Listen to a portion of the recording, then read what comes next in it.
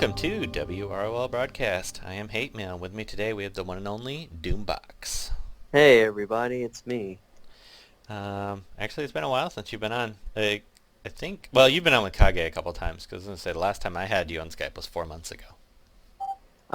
Let's get something clear. The last time I had you on Skype was about 4 months ago. There we go. But yeah, man, I retired from modding. I've been writing insights and discussions, and it's just been a time, you know? And we want to apologize to our fans because we have not had an episode all month. It's been one of those months. I thought it was going to be not a busy month, but it turned into an insane month for me. As many of you know, I started a crypto podcast, so that's devouring time. Plus, I've been a little not playing as much, so it's been... Didn't do Siege this month or last month. Really. Hey, me neither. What a coincidence. Well, you never do Siege. Yeah, And I know. Two, I had some...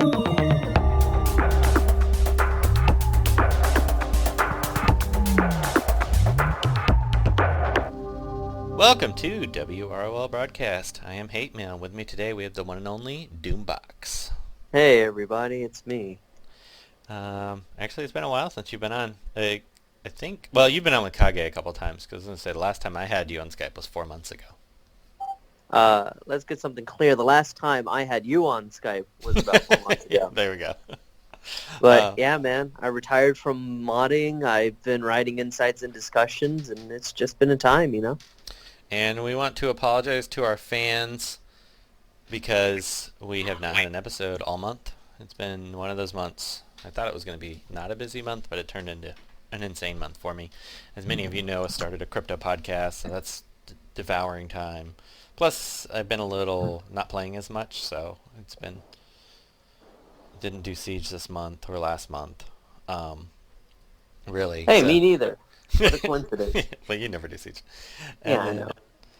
Two, I had some job changes this year and the last couple weeks, and there's been a lot of stuff going on behind the scenes, so should get back on track. I think ideally what we're going to do is we'll do the tier list. Unfortunately, the Burger Shack may change to only one tune because that stupid up and away mission. WB doesn't like to make money. They're about to lose however much it costs to L5 Looney Tunes, like $1,700 or something ridiculous. And Burger sometimes goes a lot higher, but he's running out of tunes, so he's going to have to find a slow gear. That may last him a couple months. So I'm not sure what's going to happen with that. I think he's good for this month, maybe. We'll see. I mean, he's always welcome to go to my account and gear up my tunes for me. I'm fine with that. There we go. I actually have several slow gears, so I'm good for a while. But we'll see. And then what we're going to try to do is I think we're going to do the tier list, the Burger Shack, if and when. And then we're going to do an off, like middle of the month, and then talk about the reworks. I think that was our plan at one point, and we didn't make it happen. But we'll try to get into some type of consistency. You always have AAD, which is... weekly now. I believe they're planning to move weekly if they haven't already. So you will get your regular updates from them as well. So we'll keep this gravy train rolling. And today we have DoomBawkz to come on. He did 2 insight and discussions, so if you haven't checked that out on Reddit yet, he's got Actually, 3. Wow. The Two Face one just released. Okay, so we have Two Face, we have Riddler. What was the third one you did? I did spoiler at the beginning of the month by a community vote. They had decided they wanted to see her first. Okay, perfect. So we have all 3 of those. Why don't we get into spoiler a little bit? I've only used her a little bit.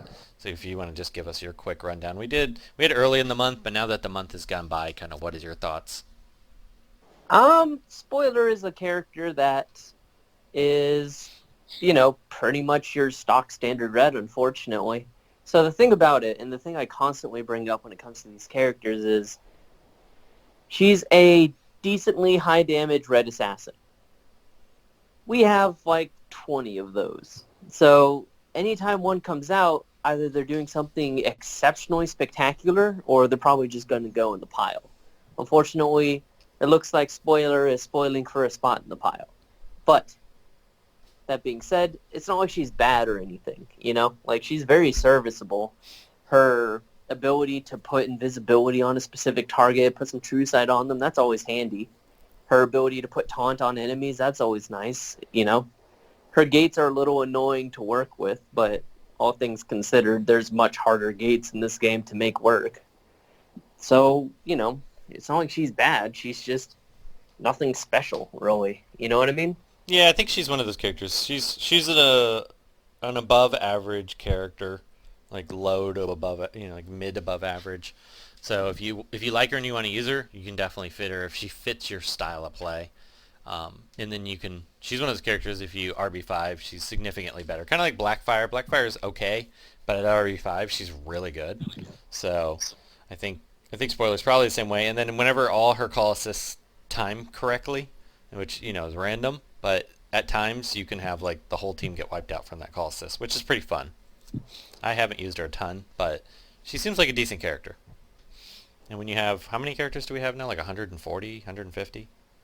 Memory serving, we're at, well, it depends if you count the new characters this month, but I think we're at like 146, 147.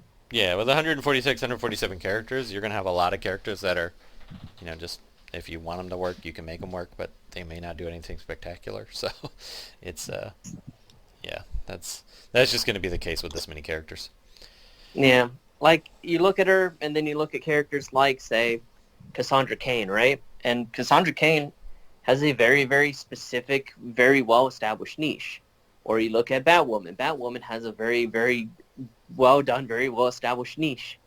But Spoiler is a lot closer to, say, Batman CC, who really is just kind of an all-around decent character. Or like Robin, Damian Wayne, where he doesn't really do anything that isn't just, here's some damage.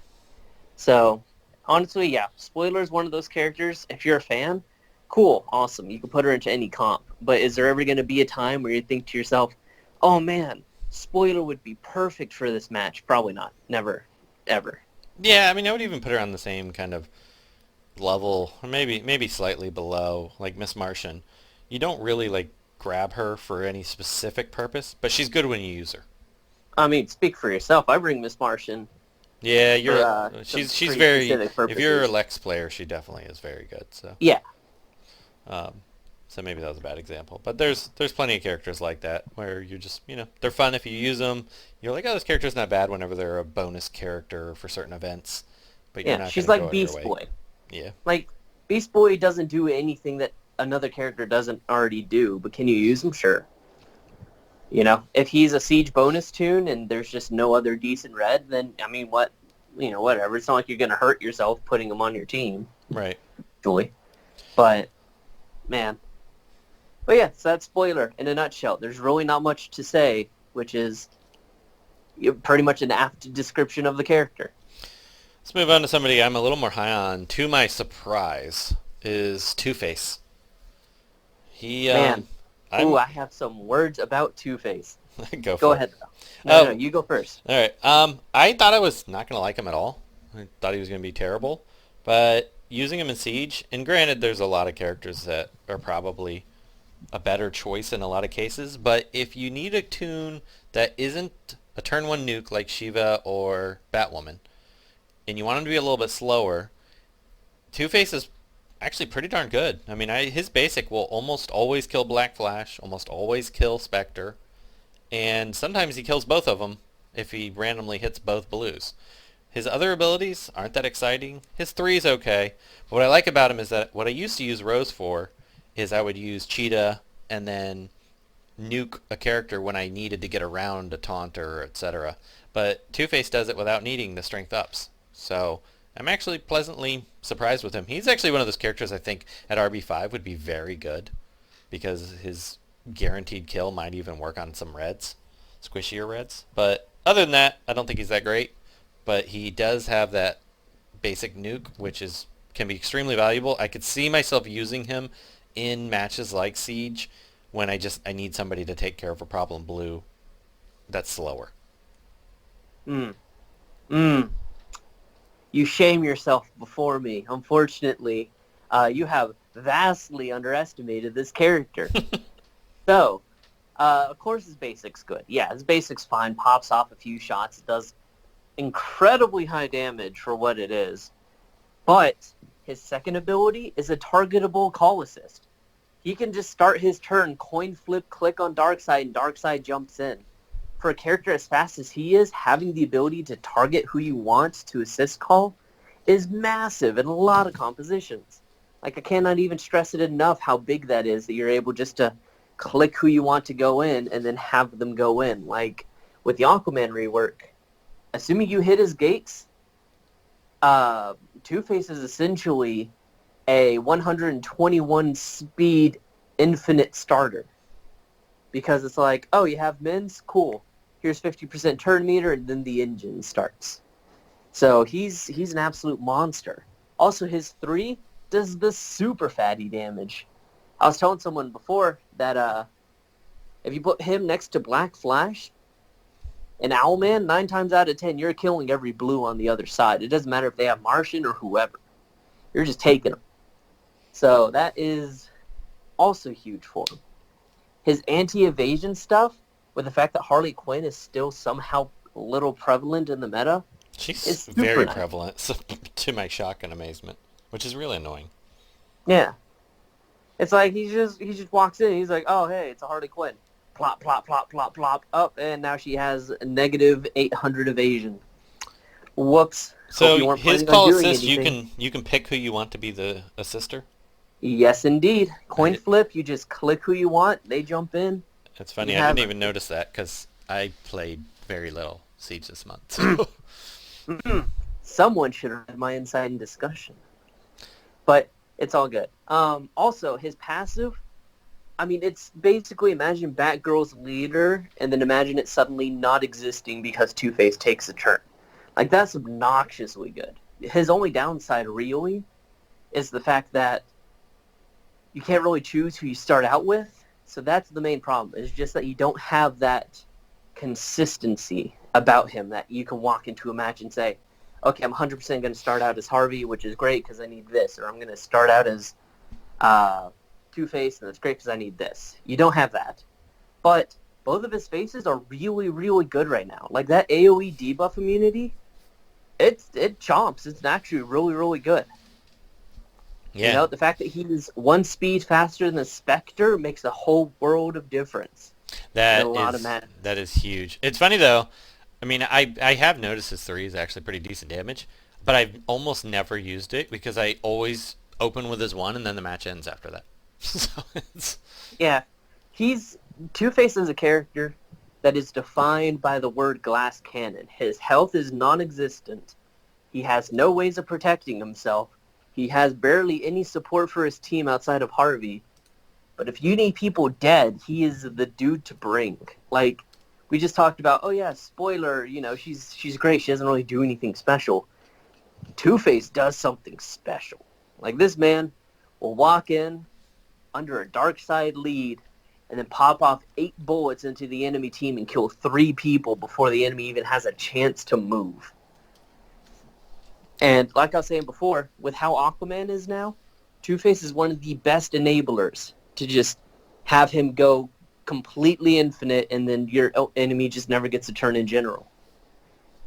You know? Also, his AI is kind of bad, but that's... Yeah, on defense he's not very good, but on offense I've been really impressed. I'm actually pretty happy he got the 6-day. He's a character that doesn't really fit my normal team comps, but I'm going to farm RB5 charge just in the off chance that I think about taking him up. The Rebirth 5 on Two-Face is something I personally would heavily recommend, actually, because his entire selling point is that damage. You want it to be as high as possible. And a lot of times, like with the odd exception, he'll sometimes fall just short of a health break point. Getting that Rebirth will shore up that difference and make sure that he's guaranteeing you one-shots. Like, who was it that was... oh, yeah. Okay, so remember when Artemis came out? And then I pointed out, like, oh, hey, you know, when you do her 2 into her AoE, you kind of are just short of killing Wonder Girl. But if you lead off with a Lex lead, then you actually hit that break point.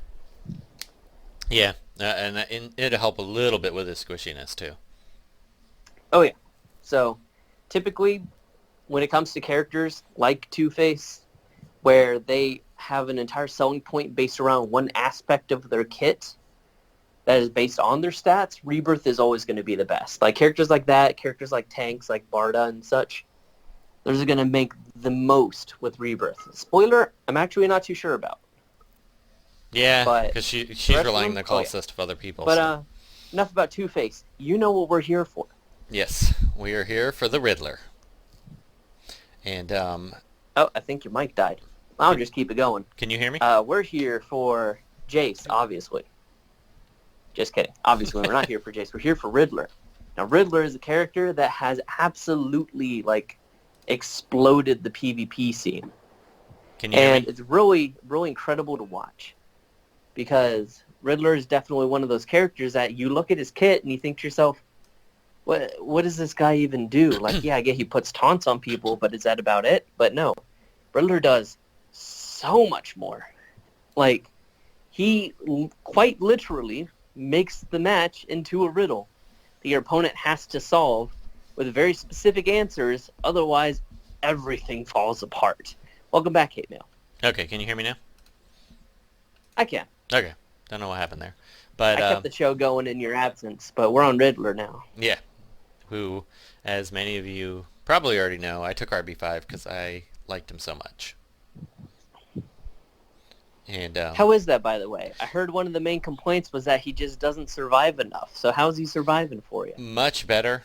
He's extremely good at RB5. He actually does respectable damage too with his basic, so you can actually kill stuff a little better, which, you know, you really don't bring Riddler to be a damage dealer, but he's definitely serviceable at RB5, and the squishiness is significantly helped.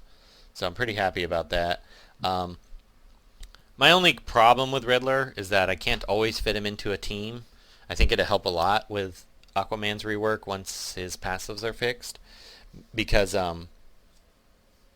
it does help with squishiness a little bit, even at RB5. If you're not, I've been running a lot of either Terra or Howl lead, but I face a lot of Terra and Howl. So then Riddler, he's not good against Terra or Howl led teams, because But outside of that, you know, I love him. I think he's a great character.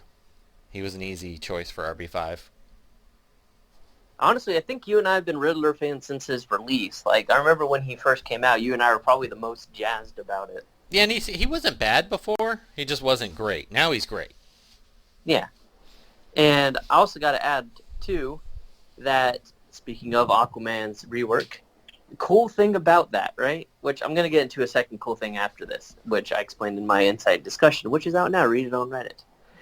Shameless self-plug aside.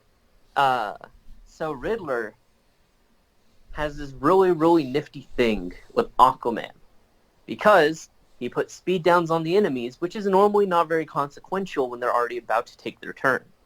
But once Aquaman's bug gets fixed, or if it's not already fixed by the time this comes out, that meter down plus the speed down is going to be huge. It's going to definitely make a big difference in having a character take their turn before Aquaman or Riddler or someone else gets to take theirs. Like, that's going to be an entirely next level thing that people are going to have to realize and deal with, which probably means, yeah, we're going to see a lot more Terra, and we might see a lot more Howl, although I don't feel like we're going to see that much more Howl, personally.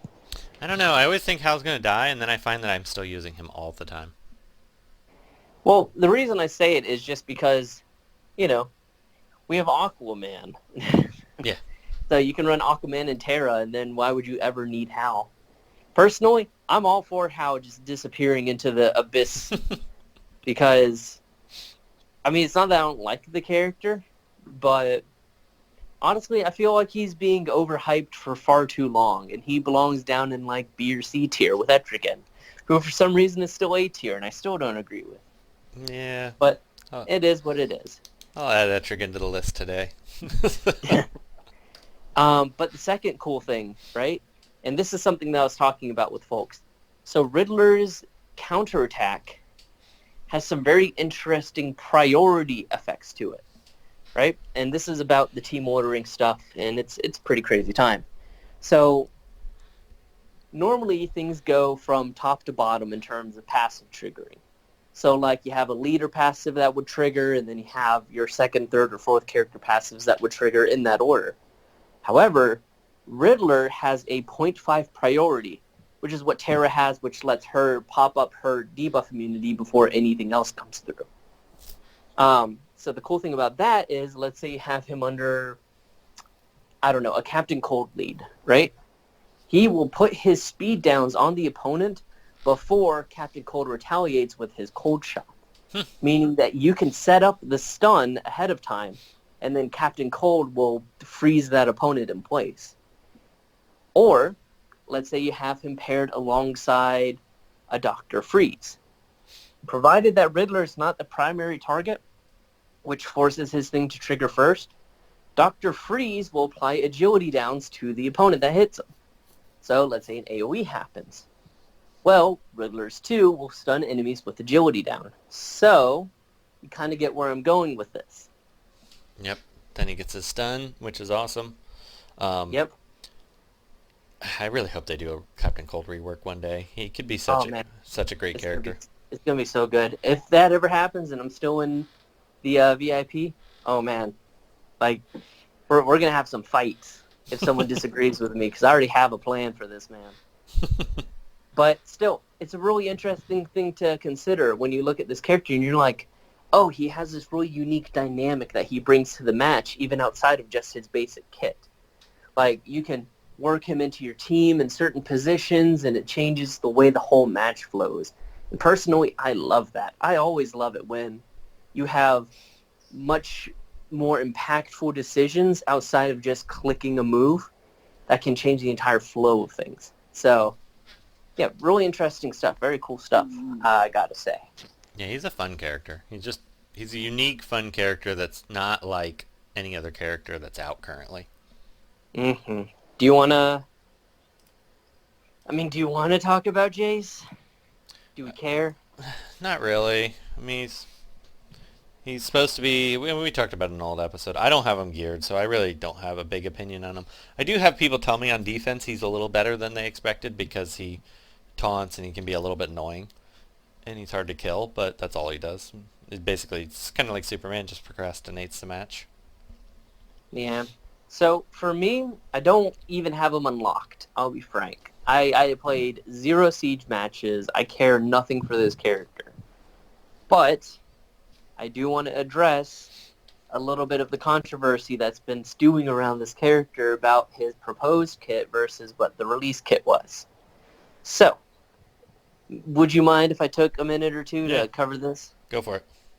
Cool. Okay. So, as some of you, or many of you, or probably all of you, are already aware, there's some controversy about the fact that Jace, on his passive, gains affinity defense instead of intelligence up. Which, originally, he was supposed to get intelligence up, but that ended up changing through the balancing and suggestion phase. Now, I will say, is this character better or worse because of it? It's very easy to argue that he's clearly worse because of it. I mean, I've gone on a long enough tangent with Robin back when he was reworked to know that you can argue pretty easily that some characters are objectively worse. However, that being said, you also must consider the fact that the character's not bad. He's not as good as he could have been, debatably, but he also isn't that bad of a character. Affinity defense, I mean, you could probably agree with me here, probably one of the weakest buffs in the game. Am I right? I just wish they would one day change it so that you're stronger against the affinities you're weak against instead of just being stronger against the affinities you're already strong against. It just doesn't make any sense. Exactly. Which is part of what I'm about to bring up here. Thank you for segueing this in beautifully. He's not good right now, but there may come a day where he becomes really, really good. Now, keeping in mind, right now we're in a blue-heavy meta, but with the existence of Spectre, buffs don't mean anything. And he doesn't do quite enough damage to really bring down Spectre most of the time, or Black Flash, or whoever. Which, because they're intellect-based, even if he had the int-ups, it is debatable if he would be super strong against them anyway. They should have done him as a strength-based character. That's another thing I was going to bring up. But the reason that he's not as good right now is because both those characters are int-based. If, let's say, hypothetically, we were to enter a meta where the main two characters were two strength-based, for example, blue heroes, he suddenly becomes a lot better. You know? Because Yeah. he's able to attack a weaker point in their thing. But with how much int-up Spectre gains, with how much int-up Black Flash gains, it's very likely or very possible that his int-ups wouldn't really have changed anything. And going even further beyond that point, the main characters you use him against, being Black Flash, being Spectre, are both characters that, I mean, yes, he would need to answer them, but he would never end up doing enough damage even if he were physically based, even if he were to have int-ups instead of affinity ups. Because these characters put awareness on themselves, these characters, you know, have crit immunity. Really, realistically speaking, he's never going to have enough chances to actually do enough damage to make an impact. Especially when Spectre can come up right behind him, hit him with the Purge All, and then he has nothing. You know, with Spectre's new Purge All, I really think my old idea of doing traps, which I always thought would be a good Bat CC ability, was where you could put buffs on people that when it gets purged, it does something like stuns or damages or whatever. I always thought that would be such a fun, a new buff, negative buff. Honestly, it would be. It would be an interesting mechanic.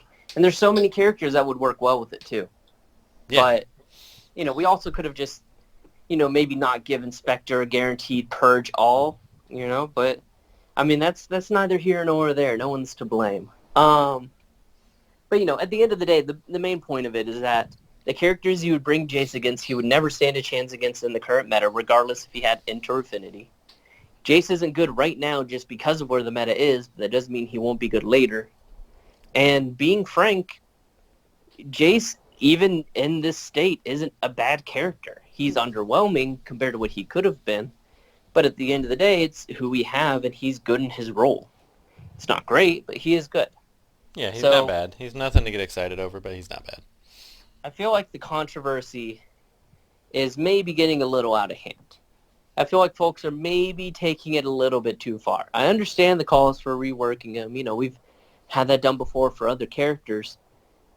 But the character doesn't need a rework. I mean, could he be better? Sure, but lots of characters could be better but aren't. I mean, you look at Dr. Poison, for example, right? Her recent rework came through, and there's a lot of people who said, why isn't she disease-based, you know? Yeah. And it's like, I mean, yeah, sure, she could have been. That would have made her an objectively weaker character, being honest. Like, disease has no place in the current meta, so that's dumb. But, you know, it's more to the point that it's like, why don't we have X or Y? And the answer is because we don't. Like, why raise up a huge controversy over it, over the fact that he is a defensive-focused character instead of an offensive-focused character? Oh, he's not good in the meta right now. Well, not everyone's going to be. He might be good later, you know? Folks have to be more long-sighted about things. And I'm not blaming the community, obviously, because I don't want to come off as being like, oh, I know better than everyone. You know? But at the same time, there's got to be a limit where folks can look at a thing and say, okay, it's not exactly how I wanted it to be, but there's not always going to be an S-tier character. You know? I'm a fan of Jace. I'm sad they did him like this. But I can't expect every single character released to be a giant meta-defining thing. You know? Because then, oh, next month we have to throw silver bullets at Jace. And, oh, next month we have to throw silver bullets at that. Smaller, meaningful changes are okay. It's okay for a character to be a B-tier character. It's honestly fine. You know? So that's the main thing I wanted to get across here. Like, I understand being disappointed about a thing, but you don't need to protest WB because you don't like a design choice. The character's still good. If you don't like using him, then don't use him. And that's basically that. All right. Anything else we want to cover before we call it a day? Did we want to cover the Bug stuff. I think we mentioned something about that before we started. So the Aquaman bug, obviously it's going to be fixed, but we actually have gotten word from Reeves. They've expressed some great interest in fixing a bunch of older bugs too. Yeah, so hopefully we see some nice fixes coming soon. And not Jace, Aquaman should be fixed. Sounds like he'll be fixed faster. Don't hold us to that because we don't know. You never know how complicated something could be. But I get the impression that it's going to be quicker than usual. So hopefully we see that fast because he's the one I'm most excited about this month, and I think he'll be amazing once that's fixed. So, and he's even not bad without it. So I think he'll be great then. Do you keep in mind they're on the lookout for bugs? If you notice something, report it through the normal channels, because that's the only way these things get fixed is if WB is made aware of them. And right now, according to what we've heard, they're looking. So if you got anything you need to send in, make sure you send it in. All right. Well, I think that is everything. We will see you soon for the tier list and the Burger Shack for at least one tune. And then we will try to get on a better schedule for at least mid-month. We are getting close to episode 400, so we have a few things planned for that I think you'll be very happy about. So we will stay tuned. Thanks for listening, everyone. I heard Kage is in a relationship now. Ugh, no wonder why he looks like he's gaining some weight. Set your relationship straight by becoming a Patreon. Become a Patreon today and get special perks like Patreon-only episodes, early reviews, and content based on your requests. Just go to patreon.com/WROL Broadcast.